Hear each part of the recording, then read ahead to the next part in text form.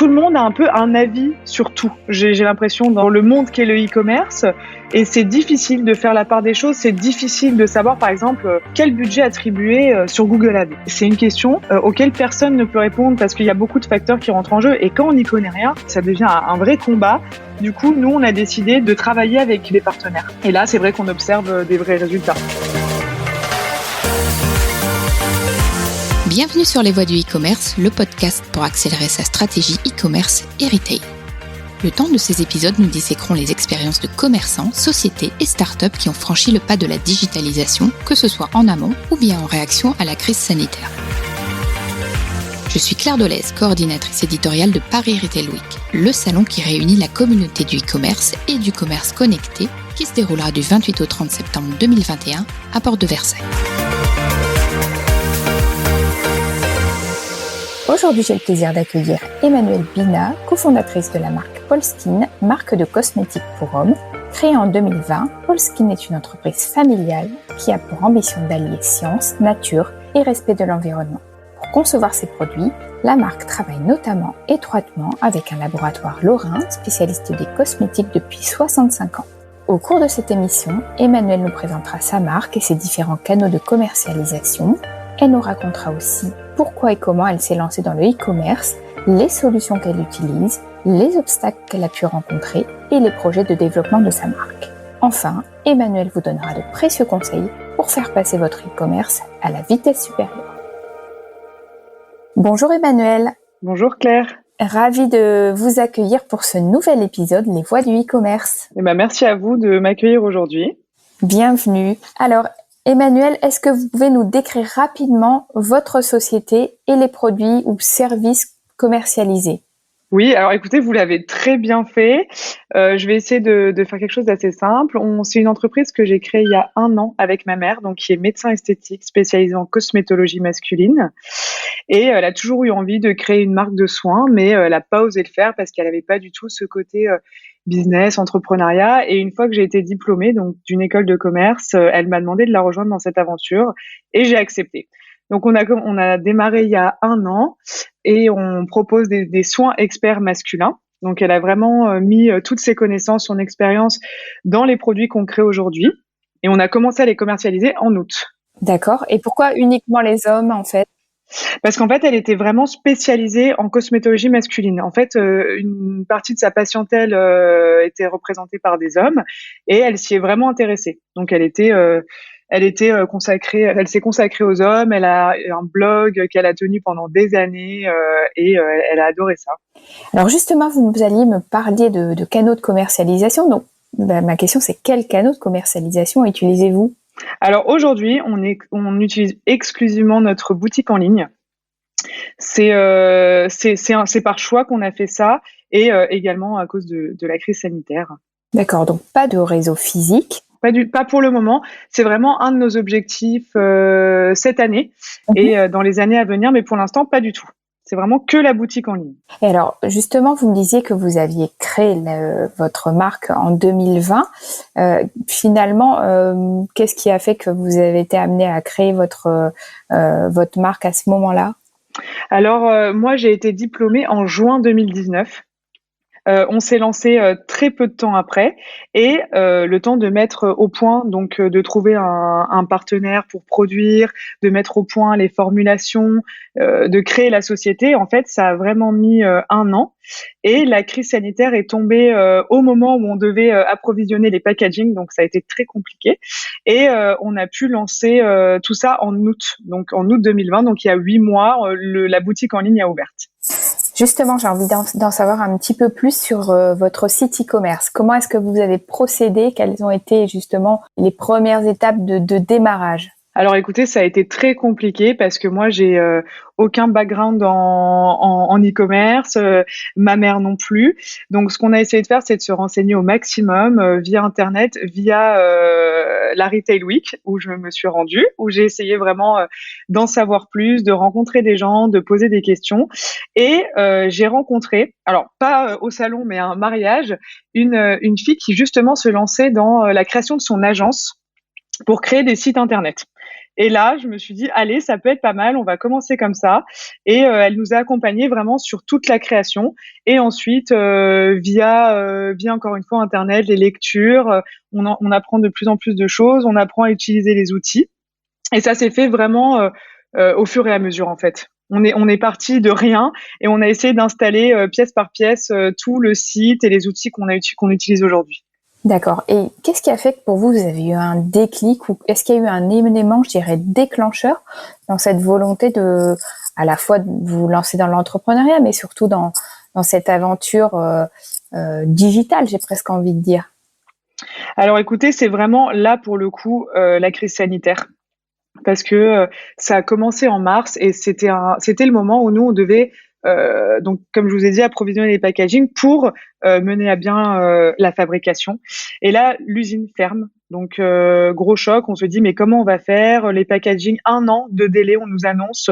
Donc on était vraiment paniqués et on s'est dit en fait il faut vraiment qu'on arrive à se lancer, qu'on arrive à tester le marché, à tester notre produit, est-ce que notre produit il plaît, et pour ça on va utiliser Internet. Parce qu'au début on s'est dit on va peut-être partir sur également des points de vente physiques, mais la situation était tellement incertaine qu'on s'est dit il faut y aller. Enfin on sait jamais le bon moment donc il faut y aller quoi.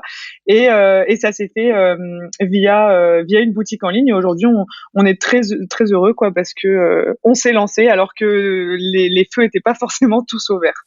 D'accord. Donc on peut dire que pour vous, finalement, la crise de la Covid-19, elle a été un catalyseur. Oui. Oui, vraiment. Parce que, en fait, j'ai compris que les choses pouvaient vraiment changer du jour au lendemain, que les décisions qui sont prises et sur lesquelles on n'a aucun pouvoir peuvent définir toute notre économie, tout notre business.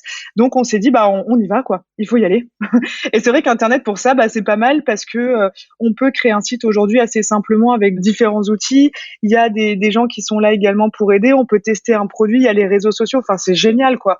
Donc on s'est dit, il y aura pas de bon moment, enfin pas en ce moment, donc il faut qu'on y aille. D'accord. Alors, donc vous avez lancé votre site internet et en fait, j'aimerais savoir quelle solution digitale finalement vous utilisez aujourd'hui pour vendre sur Internet. Alors nous, on a opté pour Shopify. Ça a été une décision très importante parce que, comme je vous ai dit, moi, j'y connaissais rien du tout. Je sais pas du tout coder. Je savais même pas ce qu'était un back-office avant de commencer. Donc, ça partait de très, très loin. Et il y avait plusieurs solutions, dont Shopify. Et c'est celle qui m'a séduite. C'est celle que j'ai trouvée la plus intuitive, la plus simple à utiliser. Et aujourd'hui, je suis très contente d'avoir choisi cette solution parce qu'il y a vraiment un service client qui est génial. Le SEO est plutôt optimisé à l'origine, donc avec les thèmes qu'on choisit. Et le coût n'est pas exorbitant pour créer un site internet. Donc honnêtement, j'en suis ravie. J'ai choisi PayPlug pour la solution de paiement que j'ai rencontré à la Retail Week justement.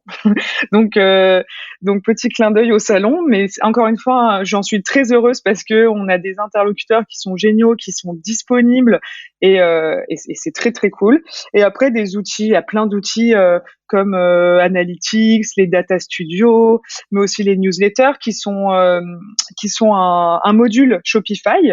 Donc ça c'était très bien parce que pour l'instant on n'en a pas installé d'autres. Tout se fait vraiment sur Shopify et ça c'est génial. Même Facebook, un module Facebook qui est plugué, qui permet de gérer Facebook, Instagram. Donc c'est génial. Et les réseaux sociaux. Alors les réseaux sociaux c'est vital quoi.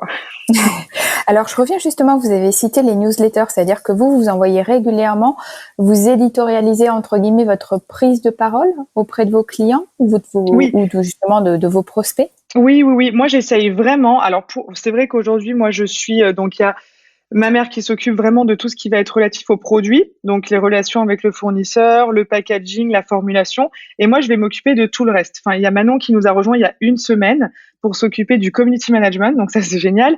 Et là, on va bientôt recruter parce que on se rend compte que c'est un peu compliqué de tout gérer.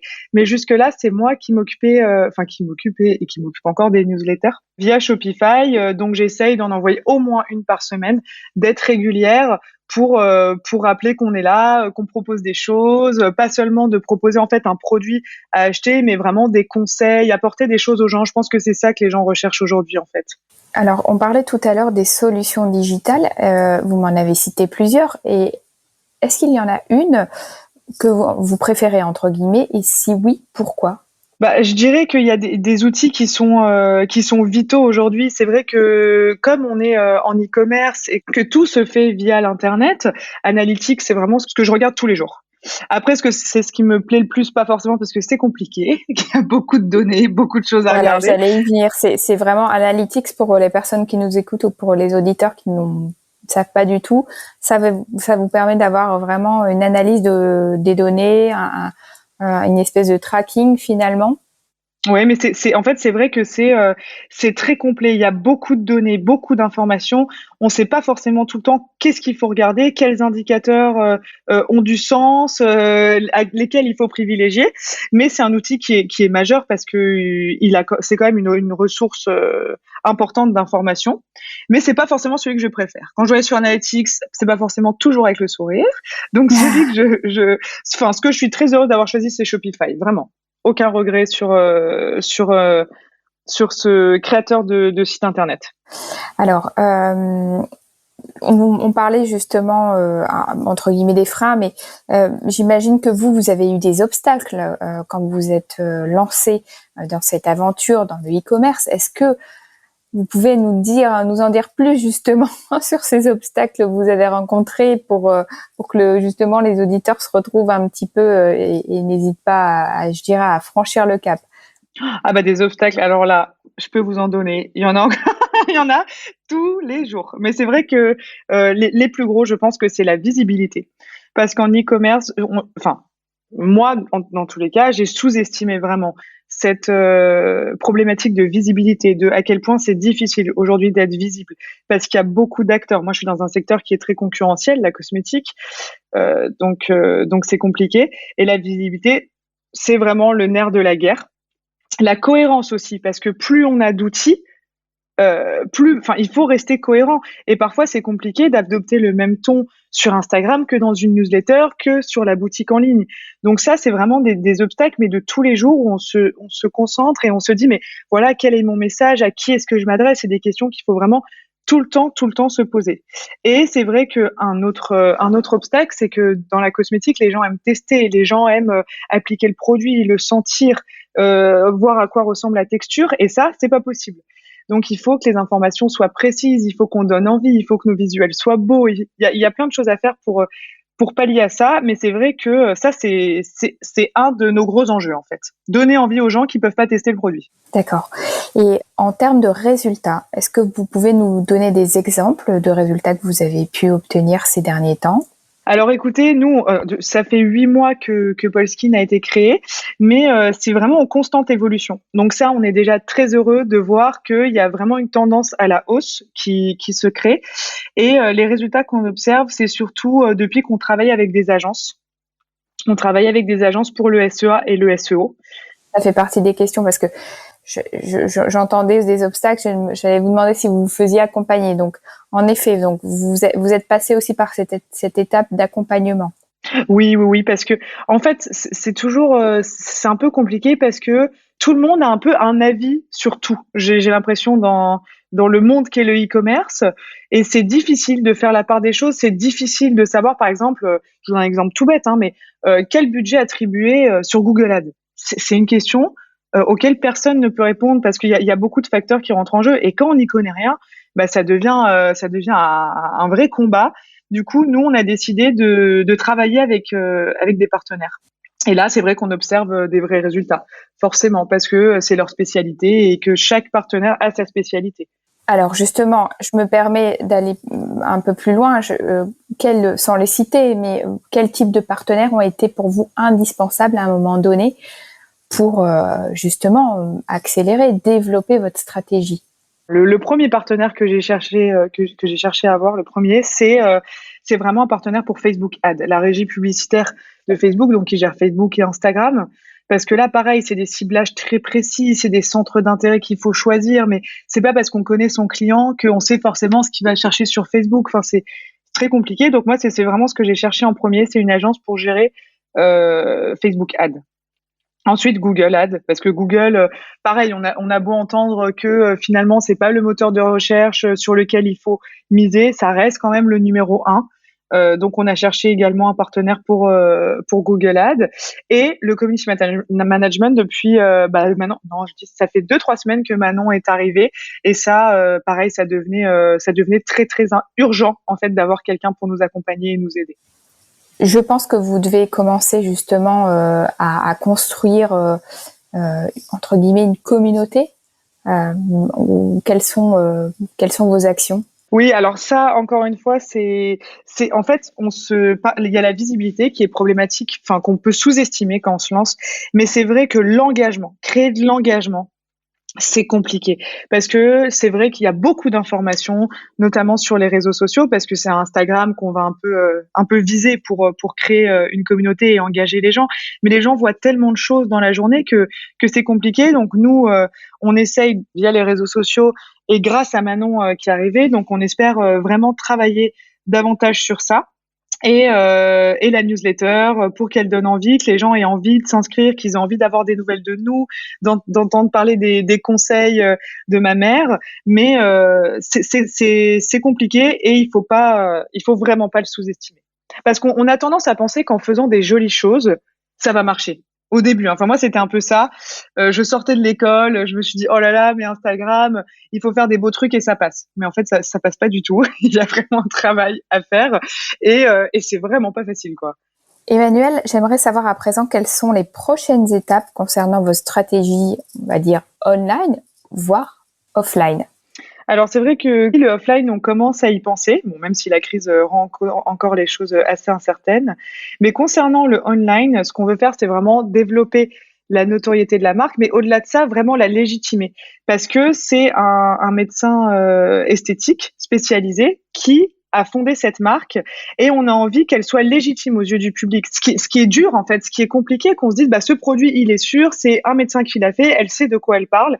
Nous, c'est notre grand enjeu à venir, mais également créer une chaîne YouTube parce que les hommes ont besoin de conseils, ils ont besoin d'être accompagnés. Nous, on a envie de les accompagner aussi dans leur routine, pour leur conseiller des produits de beauté, comment les appliquer, etc.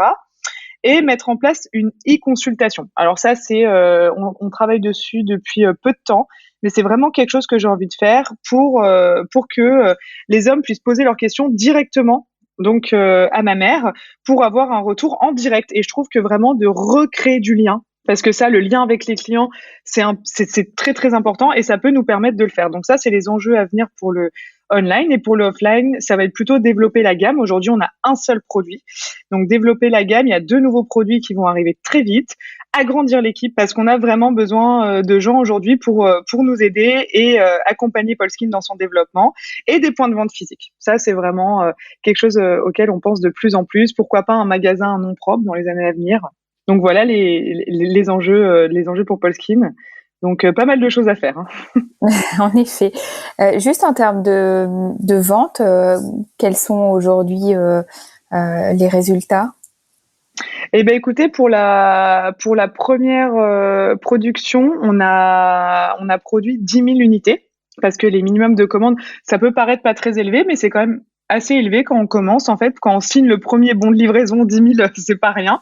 Et ça se passe très bien. L'objectif, c'est d'écouler les stocks dans les 2 années à venir et faire rentrer des produits parce qu'aujourd'hui, ça se passe bien. Donc, on peut se permettre de relancer la production d'un 2e produit et d'un 3e qui vont arriver cette année. Emmanuelle, en une phrase, quel serait, je dirais, le premier conseil que vous donneriez à tous ceux qui vont se lancer dans la vente en ligne? Alors là, vraiment, je pense qu'il faut ne pas sous-estimer les difficultés à obtenir de la visibilité et à créer de l'engagement. Comme je vous ai dit, on peut penser que c'est simple, mais ça l'est pas du tout. C'est vraiment un vrai travail. D'accord. Et votre conseil pour tous ceux qui ont déjà leur site? Ça, c'est quelque chose que j'ai compris assez tard, non, parce que ça fait quand même pas longtemps que Polskin existe, mais c'est de tester. Il faut pas se dire non, ça va pas plaire, oui, ça va plaire, on ne sait pas, il y a que les chiffres qui peuvent parler. Donc il faut pas avoir peur de tester des choses sur des laps de temps assez courts et de voir ce que ça donne. Vraiment. Très bien, merci Emmanuelle pour ce partage d'expérience. J'ai vraiment été ravie d'échanger avec vous et puis on va donc vous suivre bien sûr dans le développement de votre marque et de vos produits. Eh ben, merci à vous. Et j'espère que ça pourra en aider quelques-uns qui commencent ou qui veulent se lancer. Et donc, rendez-vous lors de la Paris Retail Week. Oui, bien sûr. Alors là, vous allez rencontrer des partenaires, c'est très utile, je vous le garantis. Merci Emmanuelle, à bientôt. Merci.